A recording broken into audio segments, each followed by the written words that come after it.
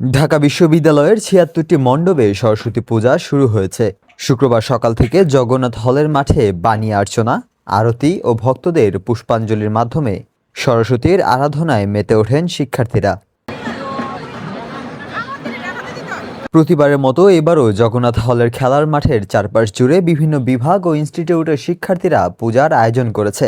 ঐতিহ্যগতভাবে বিশ্ববিদ্যালয়ে সরস্বতী পূজার মূল কেন্দ্র হিসেবে পরিচিত এই জগন্নাথ হল প্রতিবারের মতোই জগন্নাথ হলের পুকুরের মাঝে স্থাপনের জন্য দৃষ্টিনন্দন প্রতিমা তৈরি করেছে চারুকলা অনুষদ।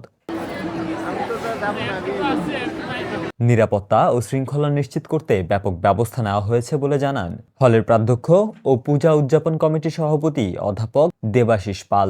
তিনি বলেন, পুরো জগন্নাথ হল সিসি ক্যামেরায় আওতায় থাকবে। প্রবেশপথে মেটাল ডিটেক্টর সহ আধুনিক প্রযুক্তি ব্যবহার করা হচ্ছে।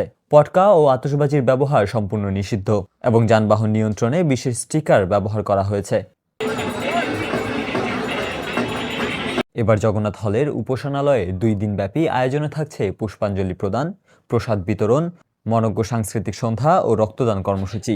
পাশাপাশি হলের ভেতরে দর্শনার্থী শিশু কিশোরদের জন্য চিত্তবিনোদনমূলক রাইড, খেলনা ও খাবারের দোকানের ব্যবস্থাও রাখা হয়েছে। সরস্বতী পূজাকে কেন্দ্র করে জগন্নাথ হল জুড়ে তৈরি হয়েছে আনন্দমুখর পারিবারিক পরিবেশ। শিশুদের কোলাহল, হাসি আর উচ্ছ্বাসে পুরো এলাকা যেন আরো রঙিন হয়ে উঠেছে। অনেক শিশু তাদের বাবা মায়ের হাত ধরে পূজা মণ্ডপে ঘুরে বেড়াচ্ছেন। কেউ কেউ রাইডে চড়ে আনন্দ নিচ্ছেন, আবার কেউ খেলনা ও খাবারের দোকানে ভিড় করছেন।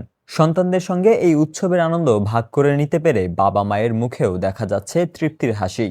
শিশুদের এই সরল আনন্দ ও পারিবারিক উপস্থিতি পূজার পরিবেশকে করে তুলেছে আরও প্রাণবন্ত, নিরাপদ ও উৎসবমুখর।